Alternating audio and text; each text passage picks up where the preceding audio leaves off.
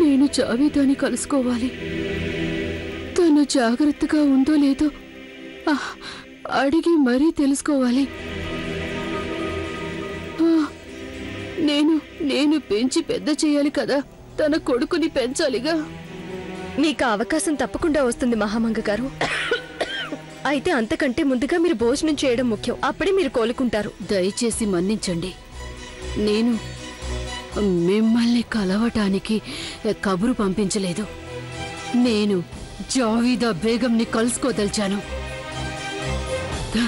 తనని అడగి బిడ్డ గురించి తెలుసుకోదలిచాను. మధ్యలో మీరెందుకు వస్తున్నారు? అసలు మీకు కావాల్సిందేమిటి? చెప్పండి. మీరేదో కావాలనుకుంటున్నారు కదూ, అదేమిటి? అది మీరనుకున్నది 100కి 100 పళ్ళు నిజం. ఈసారి నేను ముఖ్యమైన పని మీద మిమ్మల్ని కలుసుకోవడానికి వచ్చాను. నాకు ముందే తెలుసు మీరు ఇదంతా చేస్తున్నారంటే దాని వెనుక మీ స్వార్థం ఉంటే ఉంటుంది. అందుకేగా మీరిక్కడికొచ్చారు. చెప్పండి, నోరు విప్పి చెప్పండి. నా నుంచి ఏం కోరుకుంటున్నారు? ఏం కావాలి మీకు? నేను మీ నుంచి ఏమీ కోరుకోవడం లేదు మహామంగ గారు. నాకు కావాల్సిందల్లా మీరు పాలిచ్చిన కుమారుని సంతానానికి పెట్టిన శాపం వెనక్కి తీసుకుంటే చాలు.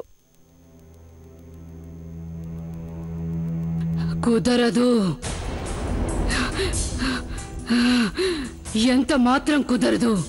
లేదు, నేను పెట్టిన శాపాన్ని వెనక్కి తీసుకునే ప్రసక్తే లేదు. ఎందుకంటే ఆ జలాల్ నా ఆదాంని నాకు లేకుండా చేశాడు. అలాగే నీకు కూడా సంతాన సుఖమయం అనేది నాలాగే లేకుండా పోతుంది. నీ దరిద్రపు కొట్టు మొహం నాకు చూపించుకో. ఇక్కడి నుంచి తొందరగా వెళ్ళిపో. నా ప్రాణాలు పోయినా సరే, మీరు మీ ప్రాణాలు తీసుకున్నా సరే, నేను మాత్రం నా శాపాన్ని వెనక్కి తీసుకోబోను. అర్థమైందా మీకు? నాకు మీ మొహం చూడడం కూడా ఇష్టం లేదు. వెళ్ళి ఇక్కడి నుంచి. అంటే మీరు ఎన్నటికీ నా మొహం చూడకూడదనుకుంటున్నారా? అవును, నేను నీ మొహం చూడదలుచుకోలేదు. అందుకు నేను ప్రయత్నిస్తాను.